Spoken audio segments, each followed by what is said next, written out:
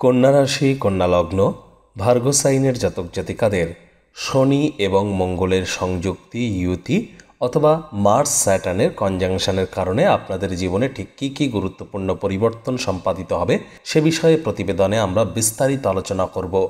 প্রসঙ্গক্রমে আপনাদেরকে জানিয়ে রাখি 2024-এর 15ই মার্চ শুক্রবার সন্ধ্যা 6:22 মঙ্গল প্রবেশ করে যাবে কুম্ভ রাশিতে, আর সেখানেই থাকবে 23 এপ্রিল 2024 মঙ্গলবার সকাল 8:52 পর্যন্ত। তাহলে 15ই মার্চ থেকে 23 এপ্রিল প্রায় এই 45টি দিন শনি এবং মঙ্গলের সংযুক্তি থাকছে, যার ফলস্বরূপ আপনাদের জীবনে গুরুত্বপূর্ণ কিছু পরিবর্তন সম্পাদিত হবে। তার কারণ বর্তমানে আপনাদের কিন্তু রাশিতেই কেতু অবস্থান করছে এবং সপ্তমভাবে কেন্দ্রীয় স্থানে সূর্য রাহুর গ্রহণ যোগ তৈরি হয়েছে। আর এই সময়কালীনের মধ্যেই কিন্তু বছরের প্রথম চন্দ্রগ্রহণ, প্রথম সূর্যগ্রহণও সম্পাদিত হবে।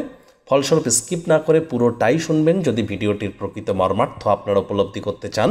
শেষে যদি কোনো প্রতিকারের প্রয়োজন পড়ে, যেমন আলোচনায় থাকি তেমনটি তো আছেই। তো চলুন কথা না বাড়িয়ে আলোচনায় প্রবেশ করা যাক। কন্যা রাশি কন্যা লগ্ন ভার্গো সাইনের জাতক জাতিকারা কালপুরুষের রাশিচক্র অনুযায়ী ষষ্ঠতম রাশির আন্ডারে আপনারা পড়েন। আপনাদের রাশির অধিপতি বুধ, আর বুধ বর্তমানে স্ক্রিনে আপনারা যে ছকটি দেখতে পাচ্ছেন এখানে বুধ হয়তো কোথাও লেখা নেই, তো বুধ সপ্তম স্থানে রাহু, সূর্য এবং নিজে সেখানে স্বক্ষেত্রে অবস্থান করে জড়ত্ব নামক একটি যোগও তৈরি করে বসে আছেন। আর আপনাদের ফার্স্ট হাউসে 6 লেখা থাকলেও গুলিয়ে ফেলবেন না, এটিই আপনাদের প্রথম ঘর। আর মঙ্গল শনি সংযোগ হয়ে অবস্থান করছে আপনাদের 6th হাউসে। আর এখানে 1 আর 8 লেখা আছে কেন? তার কারণ আপনাদের 8th হাউসের অধিপতিও মঙ্গল আর আপনাদের 3rd হাউসের অধিপতিও মঙ্গল। মঙ্গল আমরা জানি গ্রহদের সেনাপতি, রক্তের কারক গ্রহ। মঙ্গলের রঙও দেখবেন লাল। মঙ্গল গ্রহের high blood pressure, low blood প্রেশারের প্রবলেম যাদের আছে, শরীরে যাদের হিমোগ্লোবিনের পরিমাণ কম, তাহলে বুঝতে হবে আপনারা মঙ্গল দ্বারা পীড়িত। মঙ্গল যদি কারোর ছকে চন্দ্র রাশি থেকে 1, 4, 7, 8, 12 বসে যায় তাহলে সেই ব্যক্তি মাঙ্গলিক হয়ে থাকে। মাঙ্গলিক নিয়ে ভয় পাওয়ার কোনো প্রয়োজন নেই। মাঙ্গলিক হলে মানুষ হাইলি অ্যাম্বিশাস হয়, বড় বড় স্বপ্ন দেখতে ভালোবাসে এবং সেই স্বপ্ন অনুযায়ী কর্ম করতেও ভালোবাসে। শুধু বিবাহের সময় এই ধরনের জাতক জাতিকাদের রাজযোটক করিয়ে তবে বিবাহ করানো উচিত। আর IT sector, real estate, army, police, defence, automobile industry, এমনকি সেলস, স্পোর্টস, অ্যাক্টিভ ইনকাম এসবই কিন্তু মঙ্গলের আন্ডারে পড়ে। এমনকি জমি কেনা বেচার বিজনেসও। স্যাটার্ন শনি হচ্ছে কর্মফলদাতা, ন্যায়াধীশ, দণ্ডাধিকারী। আবার এই 2024 সাল কিন্তু শনিদেবের বছর। শনিদেব আমাদেরকে বলেন ধর্মপ্রাণ হও, কর্মনিষ্ঠ হও, মাতৃভক্ত হও, বাসি খাদ্য খাবার খেও না, আশপাশ পরিষ্কার পরিচ্ছন্ন রাখো, নিজেও পরিষ্কার পরিচ্ছন্ন থাকো। এগুলি শনির আলটিমেট প্রতিকার।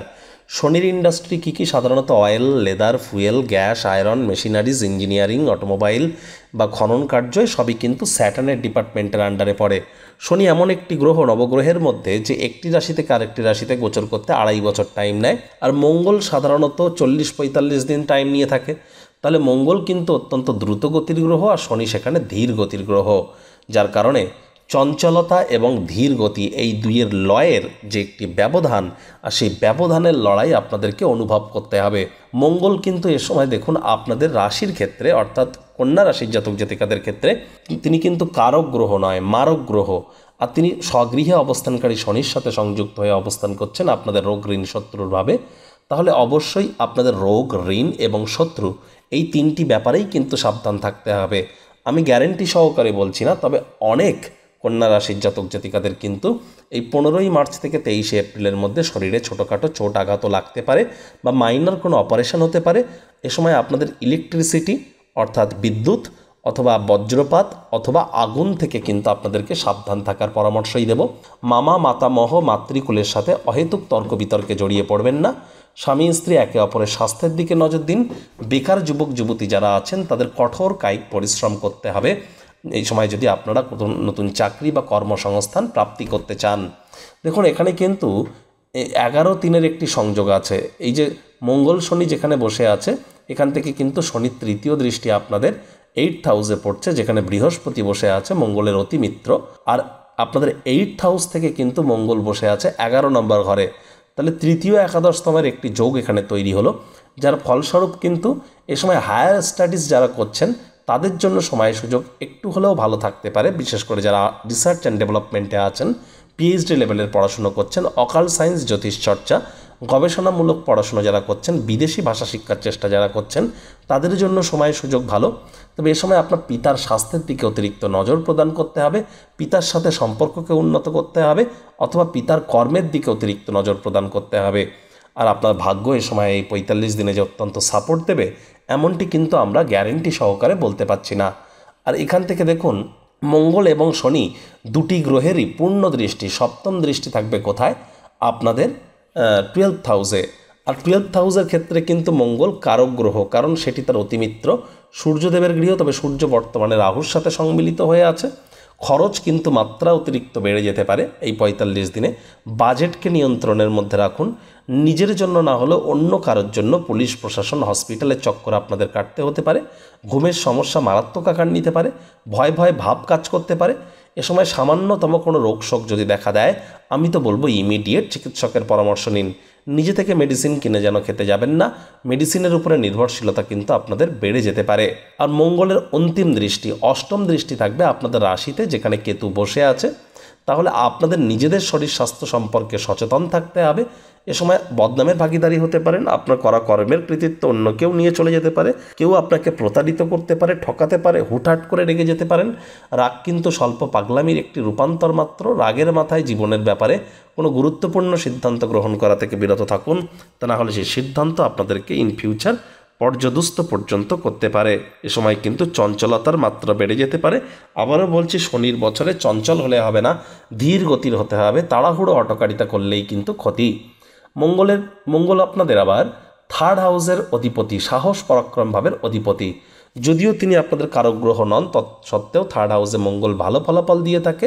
এখানে শনিরও দশম দৃষ্টি আছে, রাহুরও নবম দৃষ্টি আছে। তৎসত্ত্বেও বলবো সাহস পরাক্রম আপনাদের বাড়তে পারে। ছোট ভাই বোনেদের সাথে সম্পর্কের অবনতি হতে পারে, অথবা ছোট ভাই বোনেদের জীবনে কোনো নেগেটিভ ইম্প্যাক্ট কিন্তু এ সময় পড়তে পারে। বন্ধু বান্ধবদের থেকে খুব সাবধান থাকবেন। Online income, digital marketing, work from হোমের যারা কাজ করছেন তাদের জন্য সময়ের সুযোগ ভালো। ছোটোখাটো যাত্রা ভ্রমণ লেগেই থাকবে, সেখান থেকে ইমিডিয়েট উপকৃত না হলেও ভবিষ্যতে লাভের জন্য ভিত্তিপ্রস্তর স্থাপিত হয়ে যাবে। প্রতিকার স্বরূপ আলোচনা করতে গিয়ে আপনাদেরকে বলবো, মঙ্গলের বীজমন্ত্র ওম ক্রাং ক্রিং ক্রং সভমায় নমঃ। এটি প্রত্যেক দিন 108 বার করে জপ করুন। দিনের বেলা সূর্যের আলো থাকাকালীন।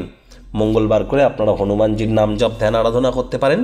পারলে হনুমান চালিসা পাঠ করুন। তবে দীক্ষাগুরু, শিক্ষাগুরুর কাছ থেকে পারমিশন না নিয়ে না করাটাই ভালো। প্রকৃত প্রসেস মেনে করা উচিত। একটানা 41 দিন করা উচিত। দিনে 7 বার করে করা উচিত। এছাড়াও অনেক নিয়মকানুন আছে, জেনে শুনে তবেই করবেন। অন্যথায় আপনারা হনুমানজির মন্ত্র ওম হুম হনুমতে নমঃ অথবা জয় বজরংবলী, জয় হনুমান, যে কোনো একটি আপনারা বলুন না। পার ডে 108 বার করে অবশ্যই উপকৃত হবেন। মঙ্গলবার করে লাল রঙের ড্রেস পরুন, গরিবদেরকে মসুরের ডাল দিন।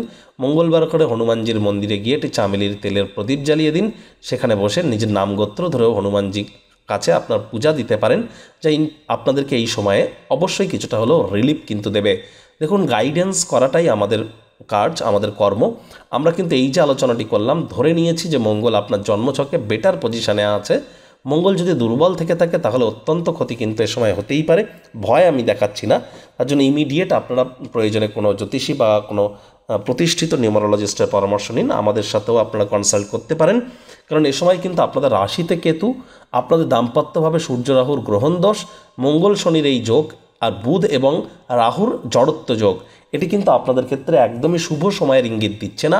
প্রয়োজনে আপনারা ইমিডিয়েট কোনো জ্যোতিষের পরামর্শ গ্রহণ করুন। প্রত্যেকটি কন্যা রাশির জাতক জাতিকাদের ক্ষেত্রে বলছি।